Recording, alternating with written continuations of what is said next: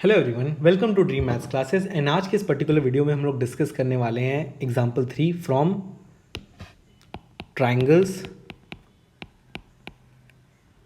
Class 10th का है ये। ओके, क्लास 10th का क्वेश्चन है ये। ट्राइंगल्स क्लास 10th का एग्जाम्पल 3 एंड ट्राइंगल्स का चैप्टर नंबर है 6। So let's start. Example 3 what is says कि इन फिगर 6.16 ये रहा हमारा figure 6.16।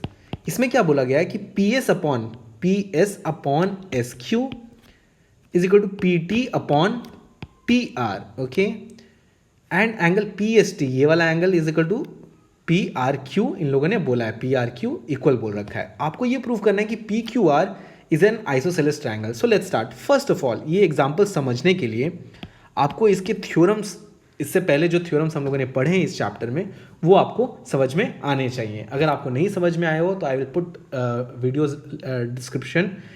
Videos link in my description, जहाँ पे आप जाकर के उसे विजिट करें एंड वो दोनों थ्योरम को समझने की डिटेल में कोशिश करें।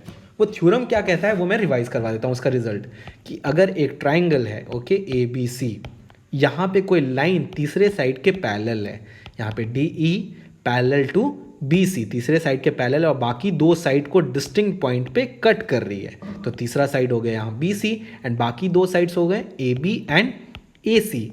अगर ऐसा हो रहा है, बाकी दो डिस्टिंक्ट पॉइंट यहाँ पे कौन हो गया, डी एंड ई। अगर ऐसा हो रहा है तो ये बाकी दो लाइंस को सेम रेशियो में कट करते हैं। सेम रेशियो में कट करने का मतलब ए डी, ये पॉइंट यहाँ से यहाँ A D upon D B, A D upon D B का जो रेशियो होगा वही हमारे इस लाइन का भी होगा। किसका, ए सी को जो कट कर रहा है ई, तो that will be A E upon E C. ये जस्ट मैंने रिवाइज करवाया कि इसका रिजल्ट आपको हमेशा याद रखे। एंड इसका जस्ट अपोजिट, कि अगर ये सिनेरियो है, अगर कोई लाइन बाकी दो साइड को इंटरसेक्ट कर रही है एंड डिवाइड कर रही है सेम रेशियो में, तो वो लाइन क्या होगी, ऑफकोर्स पक्के से क्या होगी, तीसरे साइड के जिसको इंटरसेक्ट नहीं कर रही है उसके पैरेलल होगी।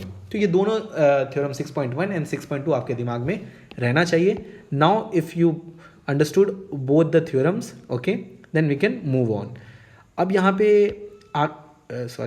यहाँ पे क्या बात हो गई, यहाँ पे ये हो गया कि अब हमें बोला जा रहा है कि अब हम एग्जाम्पल पे आते हैं। एग्जाम्पल क्या कह रहा है हमसे कि एक ट्राइंगल है, यहाँ पे ट्राइंगल आप देख सकते हो फिगर 6.16 में, यहाँ पे 6.6 लिख दिया मैंने, 6.16 में आप देख सकते हो कि एक ट्राइंगल है। ट्राइंगल कौन सा है, पी क्यू आर है। एंड पी क्यू आर में हम देख सकते हैं कि यहाँ पे एक लाइन है, बोला नहीं गया कि पैरेलल, एक लाइन है एस टी, जो कि एक ट्राइंगल को, ये है मेरा ट्राइंगल पी क्यू आर, ठीक है, एक लाइन है एस टी, कुछ बोला नहीं गया उसके बारे में। इन लोगों ने ये बोला है कि एंगल पी एस टी, ये वाला एंगल पी आर क्यू के गिवन में क्या दे रखा है, आप वो सब लिख लें। सबसे पहले गिवन क्या दे रखा है, angle P S T is equal to angle P R Q. Okay, they have given this, and the second thing that they have given is P S upon S Q is equal to P T upon T R. So अगर हम ठीक से समझ पाए हैं theorem 6.1 and 6.2, तो 6.2 theorem में क्या कहता है, जैसे मैंने अभी एक्सप्लेन करवाया कि अगर एक लाइन बाकी दो साइड इस ट्राइंगल में कौन है, हमेशा ट्राइंगल में लग रहा है ये थ्योरम, ध्यान रखना आप, कि एस टी जो लाइन है वो ट्राइंगल पी क्यू आर में दो साइड को इंटरसेक्ट कर रहा है। पी क्यू को एस पे इंटरसेक्ट कर रहा है एंड पी आर को इंटरसेक्ट कर रहा है टी पे। ओके, एंड ये सेम रेशियो में भी कट कर रहा है। इन लोगों ने साफ साफ दे रखा है, अगर ऐसा होता है तो थ्योरम 6.2 कहता है क्या, हमें उसका प्रूफ मैंने करवा रखा है। उसका प्रूफ ये कहता है कि वो लाइन जिसको इंटरसेक्ट नहीं कर रहा है, यहाँ पे इस ट्राइंगल में किसको इंटरसेक्ट नहीं कर रहा है, बाकी दो साइड पी क्यू आर के बाकी दो साइड को कट कर रहा है, P Q and P are को कट कर रहा है, बट क्यू आर के साथ कुछ भी छेड़छाड़ नहीं हुई है। तो जो तीसरे लाइन के साथ कुछ भी छेड़छाड़ नहीं हुआ है वो उस लाइन के साथ हमेशा पैरेलल होगा। तो S T is always parallel to Q R. ये हमारा यहाँ से रिजल्ट निकला कि अगर एक लाइन किसी ट्राइंगल के दो साइड को इंटरसेक्ट कर रहा है डिस्टिंक्ट पॉइंट पे और सेम रेशियो में कट कर रहा है, ये रहा हमारा सेम रेशियो में कट कर रहा है, तो वो लाइन तीसरी लाइन के क्या होगा, पैरेलल होगा। बचा हुआ लाइन कौन सा था, यही क्यू आर बचा हुआ था, तो ये पैरेलल होगा। ये हमारा थ्योरम 6.2 कहता है। इस रिजल्ट पर हम कैसे आए, थ्योरम 6.2 से आए, और जो कहना था मैंने 4 बार कह दिया है कि थ्योरम 6.2 कहता क्या है। सो अब आप इस कंक्लूजन पे जैसे ही आते हैं, तो अब मैं अगर ये बोल रहा हूँ नेक्स्ट पेज, अगर मैं ये बोल रहा हूँ कि एक ट्राइंगल है P Q are, okay, and if there is a line S T, ठीक है, हमने ये पता कर लिया कि भाई ये जो लाइन है वो पैरेलल है क्यू आर के, पैरेलल है क्यू आर के, तो हम क्या कह सकते हैं कि यहाँ पे एंगल पी एस टी किसके इक्वल होगा, पी क्यू आर के इक्वल होगा, राइट। एंड अब मैं बताना भूल गया कि हमें प्रूफ क्या करना है, P Q R is an isosceles triangle, यानी आइसोसेलेस ट्राइंगल का मतलब, आइसोसेलेस ट्राइंगल का मतलब जहाँ दो साइड इक्वल हो ट्राइंगल के, तो यहाँ दो साइड इक्वल किसके, दो साइड को इक्वल करने की बात की जा रही है, यानी पी क्यू को अगर मैं पी आर के इक्वल कर देता हूँ, okay, so what I will get, अगर आपको पता हो कि मुझे क्या प्रूव करना है, so it's very easy to learn the process and understand the process. तो यहाँ पे P Q is equal to P R की करने की बात हो रही है, ठीक है। हमने ये देखा कि ये एंगल इक्वल है, ठीक है। तो अभी मुझे एक हिंट मिला कि S T is parallel to Q R, S T is parallel to Q R, पहले से ये वाला एंगल और ये वाला एंगल इक्वल था, ओके, ये एंगल और ये एंगल इक्वल थे।